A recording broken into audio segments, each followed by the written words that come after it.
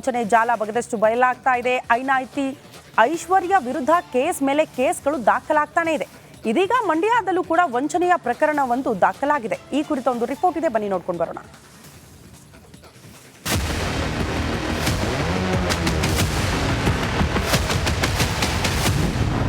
ಐಶ್ವರ್ಯ ವಿರುದ್ಧ ಮಂಡ್ಯದಲ್ಲೂ ಕೇಸ್ ದಾಖಲು. ಎಫ್ಐಆರ್ನಲ್ಲಿ ಐಶ್ವರ್ಯಾಳ ನವರಂಗಿ ಆಟ ಬಯಲು. ಚಿನ್ನಾಭರಣ ವಂಚನೆ ಕೇಸ್ನಲ್ಲಿ ಜೈಲು ಸೇರಿದ್ದ ವಂಚಕಿ ಐಶ್ವರ್ಯ ಗೌಡ ಮಧ್ಯಂತರ ಬೇಲ್ ಪಡೆದು ರಿಲೀಸ್ ಆಗಿದ್ದಾಳೆ. ಇದರ ಬೆನ್ನಲ್ಲೇ ಐಶ್ವರ್ಯ ವಿರುದ್ಧ ಮತ್ತೊಂದು ಪ್ರಕರಣ ದಾಖಲಾಗಿದೆ. ಮಂಡ್ಯದಲ್ಲಿ ವಂಚನೆ ಕೇಸ್ ದಾಖಲಾಗಿದ್ದು ಎಫ್ಐಆರ್ನಲ್ಲಿ ಐಶ್ವರ್ಯಾಳ ನವರಂಗಿ ಆಟ ಬಯಲಾಗಿದೆ. ಐಶ್ವರ್ಯ ಗೌಡಗೆ ಕಾಂಗ್ರೆಸ್ ಅಲ್ಲದೆ ಜೆಡಿಎಸ್ ನಾಯಕರು ಅತ್ಯಾಪ್ತರಂತೆ. ಹೀಗೆ ಹೇಳಿಕೊಂಡು ವಂಚನೆ ಮಾಡುತ್ತಿದ್ದದ್ದು ಬೆಳಕಿಗೆ ಬಂದಿದೆ. ಹಣ ಕೊಟ್ಟವರಿಗೆ ಐಶ್ವರ್ಯ ತಾನು ಪ್ರಭಾವಿ ಎಂದು ನಂಬಿಸಿದ್ದೇ ರೋಚಕವಾಗಿದೆ. ಡಿಕೆ ಸುರೇಶ್ ತಂಗಿ ಎಂದು ಪರಿಚಯಿಸಿಕೊಂಡಿದ್ದ ಐಶ್ವರ್ಯ ತನಗೆ ಎಚ್ಡಿಕೆ ಕುಟುಂಬಸ್ಥರು ಚಿರಪರಿಚಿತ ಎಂದು ಬಿಲ್ಡಪ್ ಕೊಟ್ಟಿದ್ಲಂತೆ. ಎಫ್ಐಆರ್ನಲ್ಲಿ ನಿಖಿಲ್ ಅನಿತಾರೊಂದಿಗಿನ ಈಕೆಯ ನಂಟಿನ ಬಗ್ಗೆ ಉಲ್ಲೇಖ ಮಾಡಲಾಗಿದೆ. 55 ಲಕ್ಷ ಪಡೆದು ವಂಚನೆ ಆರೋಪದಲ್ಲಿ ರವಿಕುಮಾರ್ ಹಾಗೂ ಪೂರ್ಣಿಮಾ ಎಂಬುವವರಿಂದ ದೂರು ದಾಖಲಾಗಿದೆ. ದೂರಿನಲ್ಲಿ ಐಶ್ವರ್ಯ ಪರಿಚಯ ಹಾಗೂ ಆಕೆ ಬಿಲ್ಡಪ್ ಬಗ್ಗೆ ವಿವರಣೆ ಮಾಡಲಾಗಿದೆ. ನನಗೆ ಎಲ್ಲರೂ ಗೊತ್ತು, ನಿಮಗೇನಾದ್ರೂ ಆಗಬೇಕಿದ್ರೆ ಹೇಳಿ, ಹೀಗೆ ಪರಿಚಯಿಸಿಕೊಂಡು ಐಶು ಎಟ್ ನವ್ಯಶ್ರೀ ಮನೆಗೆ ಎಂಟ್ರಿ ಕೊಡ್ತಿದ್ಲು. ನವ್ಯಾಳ ಬಣ್ಣದ ಮಾತಿಗೆ ದೂರುದಾರರಿಬ್ಬರು ಮರುಳಾಗಿದ್ರು. ರವಿಕುಮಾರ್ ಪೂರ್ಣಿಮಾಗೆ ತಿಳಿಯದಂತೆ ಹಣ ಪಡೆದು ವಂಚಿಸಿದ್ದಾಳೆಂದು ದೂರು ದಾಖಲಿಸಿದ್ದಾರೆ.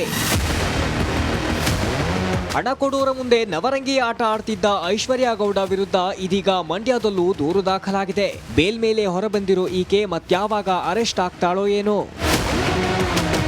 ಆನಂದ್, ರಿಪಬ್ಲಿಕ್ ಕನ್ನಡ, ಮಂಡ್ಯ. ಓಕೆ, ಆನಂದ್ ಈಗ Nagaraj Anand Mandya Nagaraj as usual story ಬರ್ತಾ ಇರುತ್ತೆ. ಅದು ನೀವು ಈ ಗ್ರೌಂಡ್ಸ್ ಆಫ್ ಅರೆಸ್ಟ್ ಅನ್ನುವಂಥ ವಿಚಾರದ ಬಗ್ಗೆ ಕೆಲವು ಪಾಯಿಂಟ್ಗಳನ್ನು ಕೊಟ್ಟಿದ್ರಿ. ಪಂಕಜ್ ಬನ್ಸಾಲ್ ಪುರಕಾಯಸ್ಥ ಪ್ರಕರಣದಲ್ಲಿ ಗೈಡ್ಲೈನ್ಸ್, ಬಂಧನ ಪ್ರಕ್ರಿಯೆ ಬಗ್ಗೆ ಸುಪ್ರೀಂ ಕೋರ್ಟ್ ಸ್ಪಷ್ಟವಾಗಿ ಗೈಡ್ಲೈನ್ಸ್, ಯಾವುದೇ ವ್ಯಕ್ತಿಯ ಬಂಧನ ಮಾಡಿದರೆ ಅದರ ಮಾಹಿತಿ ಇರಬೇಕು. ಆಮೇಲೆ 4-5 ಹೇಳಿದ್ರಿ. ರೇಣುಕಾಸ್ವಾಮಿ ಕೊಲೆ ಕೇಸ್ನಲ್ಲಿ ಡಿ ಗ್ಯಾಂಗ್ಗೆ ಬೇಲ್, ಸಿಟಿ ರವಿ ಬಂಧನ ಪ್ರಕರಣದಲ್ಲಿ ಜಾಮೀನು ಮಂಜೂರು, ಐಶ್ವರ್ಯಗೌಡ ಪ್ರಕರಣದಲ್ಲೂ ಪೊಲೀಸರು ಎಡವಟ್ಟು, ಆಮೇಲೆ ಸೊ ಇದೆಲ್ಲ ಎಲ್ಲಿ ಆಗಿದ್ರೆ ಎಲ್ಲಿ ಪ್ರಭಾವಗಳಿರುತ್ತೋ, ಎಷ್ಟು ಪ್ರಭಾವಶಾಲಿಗಳು. ಈಗ ನಾನು ಪ್ರಭಾವಶಾಲಿ ಅಂತ ಇಟ್ಕೊಳ್ಳಿ, ನನಗೆ ಸಂಬಂಧಪಟ್ಟವರು ಯಾರಾದರೂ ಇಂಥದ್ದು ಸಂದರ್ಭಗಳಲ್ಲಿ ಸಿಕ್ಕಾಕೊಂಡಾಗ ನಾನು ಪ್ರಭಾವ ಬಳಸಿ ಆ ತನಿಖಾಧಿಕಾರಿಗಳನ್ನು ಹಂಗೆ ಮಾಡಬೇಡಿ ಹಿಂಗೆ ಮಾಡಿ ಅಂತ ಹೇಳ್ಬಿಟ್ಟು ಮಾಡಿಸ್ಬಿಡ್ತೀನಿ. ಅದು ಪ್ರಭಾವ. ಸಮ್ಟೈಮ್ಸ್ ಯಾರೋ ಒಂದು ಬಂದಿರ್ತಾರೆ, ಅವ್ನಿಗೆ ಏನೂ ಗೊತ್ತಿರೋದಿಲ್ಲ, ದುಡ್ಡು ಇಲ್ಲ, ಮತ್ತೊಂದಿಲ್ಲ, ಏನೂ ಮಾಡೋದಿಲ್ಲ. ಇಷ್ಟು ದೊಡ್ಡ ಪ್ರಕರಣ ಕೂಡ ಆಗಿರೋದಿಲ್ಲ, ಸಣ್ಣ ಪುಟ್ಟ ಪ್ರಕರಣ ಆಗಿರುತ್ತೆ. ಅವರು ವರ್ಷಾನುಗಟ್ಟಲೆ ಕೊಳಿತಾ ಇರ್ತಾರೆ. ಈ ದೊಡ್ಡ ದೊಡ್ಡವರು ಕಳ್ಳ ಕಾಕರು ಕಮಂಗಿಗಳೆಲ್ಲ ಆರಾಮ್ಸೆ ಹೊರಗೆ ಬರ್ತಾರೆ. ಎಲ್ಲಿ ಅದು ಎಡವಟ್ಟುಗಳಾಗೋದು? ಇವರನ್ನು ಹೆಡೆಮುರಿ ಕಟ್ಟಬೇಕು ಅಂತಂದರೆ ಏನು ಮಾಡಬೇಕಾಗತ್ತೆ? What is that grounds of arrest ಅಂದರೆ? ಜಯಪ್ರಕಾಶ್, ನಾನು ಮೊದಲಿಗೆ 2 ಪ್ರಕರಣಗಳನ್ನು ಉದಾಹರಣೆ ಕೊಡ್ತೀನಿ. ಅದು ಇತ್ತೀಚೆಗೆ ಬೆಂಗಳೂರಲ್ಲೇ ಆಗಿದ್ದಂಥ ಪ್ರಕರಣಗಳು. ಏನು ಒಂದು ಐಶ್ವರ್ಯ ಗೌಡ ಪ್ರಕರಣ ಒಂದಿರ್ಬೋದು, ಮತ್ತು ಕಮರ್ಷಿಯಲ್ ಸ್ಟ್ರೀಟ್ ಠಾಣೆ ಅಲ್ಲಿ ಒಂದು ಪ್ರಕರಣ ದಾಖಲಾಗಿತ್ತು, ಶ್ವೇತಾ ಗೌಡ ಅಂತೇಳಿ. ಸೇಮ್ ಇಲ್ಲಿ 2.5 kg ಚಿನ್ನವನ್ನು ತೆಗೆದುಕೊಂಡು ಶ್ವೇತಾ ಗೌಡ ವಂಚನೆ ಮಾಡಿದ್ದಾಳೆ ಮತ್ತು ಕೆಲವರಿಗೆಲ್ಲ ವಂಚನೆ ಮಾಡಿದ್ದಾಳೆ ಅನ್ನೋ ಆರೋಪ ಕೇಳಿಬಂದಿತ್ತು. ಸೇಮ್ ಐಶ್ವರ್ಯ ಗೌಡ ಪ್ರಕರಣದಲ್ಲಿ ಒಂದಷ್ಟು ಪ್ರಭಾವಿಗಳು ಜಾಸ್ತಿ ಇದ್ದರು, ಮತ್ತು ಒಂದಷ್ಟು ವಂಚಿಸಿರುವಂಥ ಚಿನ್ನ ಇರ್ಬೋದು, ಹಣ ಇರ್ಬೋದು, ಇವುಗಳ ಸಂಖ್ಯೆ ಜಾಸ್ತಿ ಮಟ್ಟದಲ್ಲಿತ್ತು. ಏನು ಶ್ವೇತಾ ಗೌಡ ಅರೆಸ್ಟ್ ಆಗ್ತಾಳೆ, ಶ್ವೇತಾ ಗೌಡ ಅರೆಸ್ಟ್ ಆಗಿ 8 ದಿನಗಳ ಪೊಲೀಸ್ ಕಸ್ಟಡಿಗೆ ಕೊಡ್ತಾರೆ. 8 ದಿನಗಳ ಕಾಲ ಪೊಲೀಸರ ಕಸ್ಟಡಿಯಲ್ಲಿದ್ದು ವಿಚಾರಣೆಯನ್ನು ಎದುರಿಸ್ತಾರೆ. ಅದೇ ಐಶ್ವರ್ಯ ಗೌಡ ಪ್ರಕರಣಕ್ಕೆ ಬಂದಾಗ ಕೇವಲ ಕಸ್ಟಡಿಗೆ ಕೊಟ್ಟ ಮೊದಲನೇ ದಿನವೇ ಹೈಕೋರ್ಟ್ ಆಕೆಗೆ ಮಧ್ಯಂತರ ಜಾಮೀನನ್ನು ನೀಡುತ್ತದೆ. ಈ ಒಂದು ಪ್ರಕರಣದಲ್ಲಿ ಪೊಲೀಸರು ಸರಿಯಾಗಿ ಪ್ರಾಪರ್ ಗೈಡ್ಲೈನ್ಸ್ಗಳನ್ನು ಫಾಲೋ ಆಗಿಲ್ಲ ಅಂತೇಳಿ. ಪುರಕಾಯಸ್ಥ ಪ್ರಕರಣ ಇರ್ಬೋದು ಅಥವಾ ಪಂಕಜ್ ಬನ್ಸಾಲ್ ಪ್ರಕರಣ ಇರ್ಬೋದು, ಇಲ್ಲಿ ಸುಪ್ರೀಂ ಕೋರ್ಟ್ ಒಂದಷ್ಟು ಗೈಡ್ಲೈನ್ಸನ್ನು ಹೇಳುತ್ತೆ. ಏನಂತಂದರೆ ಯಾವುದೇ ಆರೋಪಿಯನ್ನು ಪೊಲೀಸರು ಅರೆಸ್ಟ್ ಮಾಡ್ತಾ ಇದ್ರೆ ಪರ್ಟಿಕ್ಯುಲರ್ ಅಫೆನ್ಸ್ಗೆ ಸಂಬಂಧಿಸಿದಂಥ ಆದಾಗ ಅವ್ರಿಗೆ ಗೊತ್ತಿರುವಂಥ ಭಾಷೆಯಲ್ಲಿ ಅವರನ್ನು ಬಂಧಿಸಲಿಕ್ಕಿರ್ತಕ್ಕಂಥ ಆಧಾರಗಳೇನು, ಯಾವ ಕಾರಣಕ್ಕೆ ಬಂಧಿಸಲಾಗ್ತಾ ಇದೆ, ಇದನ್ನು ಲಿಖಿತವಾಗಿ ಅವ್ರಿಗೆ ಕೊಡಿ, ಅವ್ರಿಗೆ ಗೊತ್ತಿರೋ ಭಾಷೆಯಲ್ಲಿ ಅಂತೇಳಿ ಭಾಳ ಸ್ಪಷ್ಟವಾಗಿ ಹೇಳಿದೆ. ಕೆಲವೊಂದು ಪ್ರಕರಣಗಳಲ್ಲಿ ಇದನ್ನು ಫಾಲೋ ಮಾಡಲ್ಲ ತನಿಖಾಧಿಕಾರಿಗಳು.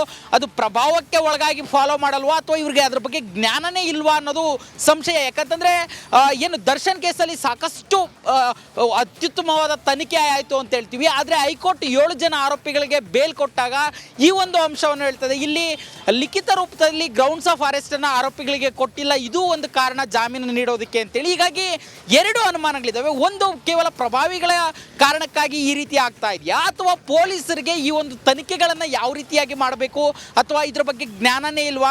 ಸಿಟಿ ರವಿ ಪ್ರಕರಣದಲ್ಲೂ ಗ್ರೌಂಡ್ಸ್ ಆಫ್ ಅರೆಸ್ಟ್ ಅನ್ನು ಇಟ್ಕೊಂಡೆ ಸಂದೇಶ್ ಚೌಟ ಅವರು ವಾದ ಮಾಡ್ತಾರೆ. ಐಶ್ವರ್ಯ ಗೌಡ ಪ್ರಕರಣದಲ್ಲೂ ಗ್ರೌಂಡ್ಸ್ ಆಫ್ ಅರೆಸ್ಟ್ ಅನ್ನು ಇಟ್ಕೊಂಡು ಚೌಟ ಅವರು ವಾದ ಮಾಡ್ತಾರೆ. ದರ್ಶನ್ ಕೇಸಲ್ಲೂ ಅದೇ Sandesh Chouta grounds of arrest ಬಗ್ಗೆನೇ ವಾದ ಮಾಡಿದ್ರು.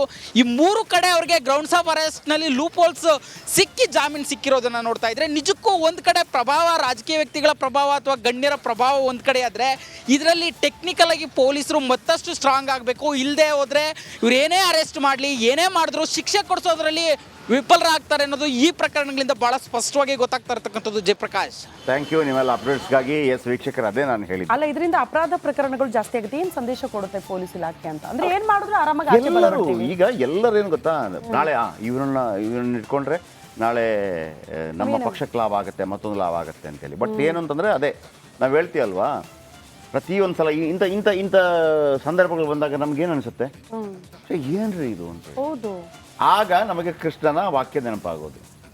ಆಯ್ತಾ? ಯದಾ ಯದಾ ಹಿ ಧರ್ಮಸ್ಯ ಗ್ಲಾನಿರ್ಭವತಿ ಭಾರತ ಅಭ್ಯುತ್ಥಾನಂ ಧರ್ಮಸ್ಯ ತದಾತ್ಮಾನಂ ಶಾಮ್ಯ ಪವಿತ್ರಾಣಾಯ ಸಾಧೂನಾಂ ವಿನಾಶಾಯ ಚತುರ್ಕ್ಷತಾ ಧರ್ಮ ಸಂಸ್ಥಾಪನಾರ್ಥಾಯ ಸಂಭವಾಮಿ ಯುಗೆ ಯುಗೆ. ಯಾರೋ ಒಬ್ಬ ಬರ್ತಾನೆ, ಹೌದು, ಯಾರೊಬ್ಬ ಬರ್ತಾನೆ. ಈಗ ನರೇಂದ್ರ ಮೋದಿ ಅವರ ಬಗ್ಗೆ ಇರುವಂಥ ದೊಡ್ಡ ಅಭಿಮಾನಗಳು ಎಲ್ಲ ಜನಗಳಿಗೆ ಯಾಕೆ ಅಂತಂದರೆ, ನೋಡಿ, ಇದು ಸನಾತನ ಧರ್ಮವನ್ನು ಅಪ್ಪಿಕೊಂಡ ಮತ್ತು ಸನಾತನ ಧರ್ಮ ಇದ್ದಂಥ ದೇಶ. ಹೌದು. ಮೊನ್ನೆ ಯಾರು ಸೂರ್ಯ, ನಮ್ಮ MP ತೇಜಸ್ವಿ ಸೂರ್ಯ ಒಂದು ಒಳ್ಳೆ ಮಾತನ್ನು ಹೇಳಿದ್ರು. ನಿಜವಾಗ ನನಗೆ ಭಾಳ ಖುಷಿ ಆಯ್ತು ಆ ಮಾತನ್ನು ಕೇಳಿದ್ರೆ. ಏನು ನೋಡಿ, ಮುಸ್ಲಿಮರು ಕಟ್ಟರ ಮುಸ್ಲಿಮರಾಗಿರ್ಬೋದಂತೆ. ಯಾವುದಾದ್ರೂ ಒಂದು ಕಾರ್ಯಕ್ರಮಗಳಾಗೋ, ಇದೇ ಭಾರತ ದೇಶದಲ್ಲಿ ಅವ್ರು ಯಾವುದೊಂದು ಕಾರ್ಯಕ್ರಮ ಇದ್ದಾಗ ಕೆಲವು ಕಡೆ ಕೇರಳದಲ್ಲೆಲ್ಲ ಫ್ರೈಡೆ ರಜೆ ಇದೆ, ಫ್ರೈಡೆ ರಜೆ ಕೊಡ್ತಾರೆ. ಆಯಿತಾ? ಅವ್ರು ಮಾಡ್ಬೋದು. ಆಮೇಲೆ ಅಲ್ಲಿ ಮುಖ್ಯಮಂತ್ರಿಗಳು ಹೋಗ್ಬೋದು, ಕೈ ಮುಗಿಬೋದು, ಅವರು ಏನು ನಮಾಜ್ ಮಾಡುವಾಗ ತಪ್ಪೇನಿಲ್ಲ. ಅಥವಾ ಕ್ರಿಶ್ಚಿಯಾನಿಟಿಯ ಯಾವುದಾದ್ರು ಇದ್ದರೆ ಡಿಸೆಂಬರ್ 25 ಭಾರತ ದೇಶದಲ್ಲಿ 7 ದಿನಗಳ ರಜೆ ಎಲ್ಲ ಕೊಡ್ತೀವಿ, ಓಕೆ, ತಪ್ಪೇನಿಲ್ಲ, ಅಲ್ಲಿಗೆ ಹೋಗ್ತಾರೆ. ಆಮೇಲೆ ಹಿಂದೂಗಳು ಕೂಡ ಕ್ರಿಸ್ಮಸ್ ಈವನ್ನೆಲ್ಲ ಹಾಕಿರ್ತಾರೆ. ಬಟ್ ಹಿಂದೂಗಳು ಮಾತ್ರ ಸೆಕ್ಯುಲರ್ ಆಗಿರ್ಬೇಕಂತೆ. ಹೌದು, ಅದು ಒಳ್ಳೆ ಪಾಯಿಂಟ್. ಅದು ಹಿಂದೂಗಳು ಮಾತ್ರ ಸೆಕ್ಯುಲರ್ ಆಗಿರ್ಬೇಕು. ಹಿಂದೂಗಳು ಅದು ಮಾಡಬಾರ್ದು, ಮೂಢನಂಬಿಕೆ. ಅವ್ರದ್ದು ಯಾವುದು ಮೂಢನಂಬಿಕೆ ಅಲ್ಲ, ಅದವರ ನಂಬಿಕೆ. ಹೌದು, ಅದವರ ನಂಬಿಕೆ. ಈ ಥರ ಅಂದರೆ ನಾನು ಯಾಕೆ ಈ ಮಾತನ್ನು ಹೇಳಿದಂತಂದರೆ, ಎಲ್ಲಿ ತನಕ ಬಂದಿತ್ತು ಅಂತಂದರೆ, ಹಿಂದೂ ಧರ್ಮೀಯರಿಗೆ ಸಾಧಾರಣವಾಗಿ ಒಂದು ಮಸೀದಿ ಇದ್ದಾಗ ಮುಸ್ಲಿಮರು ಹಿಂಗೆ ಮಾಡ್ತಾರೆ, ಅವಾಗ ಕ್ರಿಶ್ಚಿಯಾನಿಟಿ ಇದ್ದಾಗ ಒಂದು ಹಿಂಗೆ ಮಾಡ್ತಾರೆ. ಅಥವಾ ನೀವು ಯಾವುದೇ ವಿದೇಶದಲ್ಲಿ ಒಂದು ಹೋಗಿ ರೂಮ್ ಮಾಡಿದರೆ, ಕ್ರಿಶ್ಚಿಯನ್ ಕಂಟ್ರಿಗಳಲ್ಲಿ ಒಂದು ಬೈಬಲ್ ಇರುತ್ತೆ ಒಳಗಡೆ ರೂಮಲ್ಲಿ, ಹೋಟೆಲ್ನ ರೂಮ್ಗಳಲ್ಲಿ ಬೈಬಲ್ ಇರುತ್ತೆ. ಇಲ್ಲಿರುತ್ತಾ, ಇರೋದಿಲ್ಲ, ಅದು ಬೇರೆ ವಿಚಾರ, ಇರಲಿ ಬಿಡಿ. ನಾವು ಜಾತ್ಯತೀತ ಅಂತ ಅಂದ್ಕೊಂಡ್ಬಿಟ್ಟು ಅದನ್ನು ಓವರ್ ಮಾಡ್ಕೊಂಡ್ಬಿಟ್ಟಿದ್ದೀವಿ. ಅಂದರೆ ನಮ್ದನ್ನು ಬಿಟ್ಬಿಡೋದು, ಉಳಿದನ್ನು ಸ್ವೀಕಾರ ಮಾಡೋದು. ಇವತ್ತು ಅಟ್ಲೀಸ್ಟು ಭಾರತದಲ್ಲಿ ಹಿಂದೂ ಆಗಿ ಹುಟ್ಟಿದವ ನಾನು ಹಿಂದೂ ಅಂತ ಹೇಳ್ಕೊಳ್ಳೋದಕ್ಕೆ ಹೆಮ್ಮೆ ಪಡ್ತಾ ಇದ್ದ. ಅದು ನರೇಂದ್ರ ಮೋದಿ ಅವರಿಂದ ಬಂದಂಥ ಒಂದು ದೊಡ್ಡ ಬದಲಾವಣೆ. ಬೇರೆ ಏನು ಬದಲಾವಣೆಗಳು, ರಾಜಕೀಯ ಇವರಲ್ಲದೆ ಇದ್ದರೂ ಕೂಡ ಇನ್ನೊಬ್ಬ ಬರ್ತಾರೆ, ಮತ್ತೊಬ್ಬ ಬರ್ತಾರೆ, ರಾಜಕಾರಣಗಳು ನಡೀತಾ ಇರ್ತದೆ, ಆಡಳಿತ ನಡೀತಾ ಇರ್ತದೆ. ಆ ಒಂದು ಇದಿತ್ತಲ್ಲ, ಒಂದು ನಾನು ಹಿಂದೂ ಅಂತಂದರೆ, ಅಥವಾ ನಾನು ನಮಸ್ಕಾರ ಮಾಡಿದರೆ, ಅಥವಾ ದೇವಸ್ಥಾನಕ್ಕೆ ಹಿಂಗಂದರೆ ಏನೋ ಅಂದ್ಕೊಂಡ್ಬಿಡ್ತಾನೆ ಪಕ್ಕದವನು, ಅವನು ಮಾಡ್ತಾ ಇರ್ತಾನೆ. ಅದರ ಬಗ್ಗೆ ತಲೆನೇ ಕೆಡಿಸ್ಕೊಳ್ಳೋದಿಲ್ಲ ನಾವು. ತೇಜಸ್ವಿ ಸೂರ್ಯ ಹೇಳ್ದಂಗೆ ಮುಸ್ಲಿಮರು ಕಟ್ಟರಾಗಿರ್ಬೋದು, ಕ್ರಿಶ್ಚಿಯನ್ರು ಕಟ್ಟರಾಗಿರ್ಬೋದು, ಹಿಂದೂಗಳು ಮಾತ್ರ ಜಾತ್ಯತೀತವಾದಿಗಳಾಗಿರ್ಬೇಕಂತ. ಹಿಂದೂಗಳು ಯಾವುದನ್ನು ಫಾಲೋ ಮಾಡಬಾರ್ದು. ಅದು ಯಾಕೆ ಈ ಮಾತನ್ನು ಹೇಳಿದೆ ಅಂತಂದರೆ, ಒಬ್ಬ ಯಾರಾದರೂ ಬರಬೇಕಾಗತ್ತೆ ಅಂತ. SM ಕೃಷ್ಣ ಕಾಲಾವಧಿಯಲ್ಲಿ ಲಿಕ್ಕರ್ ಮಾಫಿಯಾ ಯಾವ ಥರ ಇತ್ತು, ಲಿಕ್ಕರ್ ಮಾಫಿಯಾ ಆಗ ಅಂದರೆ ನಾನು ಹೇಳಿದ್ನಲ್ಲ 1999 ಬರೋದು, 95 ಆ ಥರದಲ್ಲೆಲ್ಲ ಲಿಕ್ಕರ್ ಮಾಫಿಯಾದ ಗುರು ಒಬ್ಬ ಒಂದು ಪಾರ್ಟಿಗೆ 5 ಕೋಟಿ ಕೊಟ್ಟ ಅನ್ನೋದು ದೊಡ್ಡ ಸುದ್ದಿ. 5 ಕೋಟಿ ಕೊಟ್ಟನಂತೆ ಅಂತ ಅವನು ಹೇಳ್ದಂಗೆ ನಡೆಯುತ್ತೆ. ಎಂಥ ಕಾಟ ಆಗ್ಬಿಡ್ತು ಅಂದರೆ ಅವರು ಹೇಳ್ದಂಗೆ ಗೌರ್ಮೆಂಟ್ ನಡೆಯೋಕ್ಕೆ ಶುರುವಾಯಿತು. ಪಾನೀಯ ನಿಗಮ ಮಾಡ್ತಾರೆ SM ಕೃಷ್ಣ, ಕಟ್ ಪಾನೀಯ ನಿಗಮ ಮಾಡಿಬಿಟ್ಟು ಲಿಕ್ಕರ್ ಮಾಫಿಯಾ ಕಟ್. ಆಯಾ ಕಾಲದಲ್ಲಿ ಕೆಲವರು ಈಗ ಬಿಲ್ಡರ್ಸ್ಗಳ ಕಾಲ, ಕೆಲವರು ಆ ದುಡ್ಡನ್ನು ಹಾಕ್ತಾ ಇರ್ತಾರೆ, ಅದನ್ನು ಕಟ್ ಮಾಡಲಿಕ್ಕೆ ಯಾರೊಬ್ಬ ಬರ್ತಾನೆ.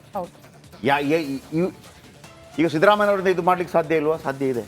ಡಿ ಕೆ ಶಿವಕುಮಾರಿಂದ ಮಾಡ್ಲಿಕ್ಕೆ ಸಾಧ್ಯ ಇದೆ ಸಾಧ್ಯ ಇದೆ ನಿಮಗೆ ಇಚ್ಛಾಶಕ್ತಿ ಬೇಕು. ನಾನು ಈ ದೇಶಕ್ಕಾಗಿ ಸಮಾಜಕ್ಕಾಗಿ ಏನಾದರೂ ಒಂದು ದೊಡ್ಡ ಕೊಡುಗೆಯನ್ನು ಕೊಡಬೇಕು ಅಂತ ನಿಮಗೆ ಅನಿಸಿದಾಗ ಮಾತ್ರ ನೀವು ಎಲ್ಲರನ್ನ ಎದುರಾಕೊಂಡು ಯಾವುದಾದ್ರೂ ನಿರ್ಧಾರವನ್ನು ಮಾಡ್ತೀರಿ. ಅಂಥ ನಿರ್ಧಾರ ನೀವು ಮಾಡಿದರೆ ನೀವು ನಮಗೆ ಶ್ರೀಕೃಷ್ಣ ಆಗ್ತೀರಿ. ಹೌದು.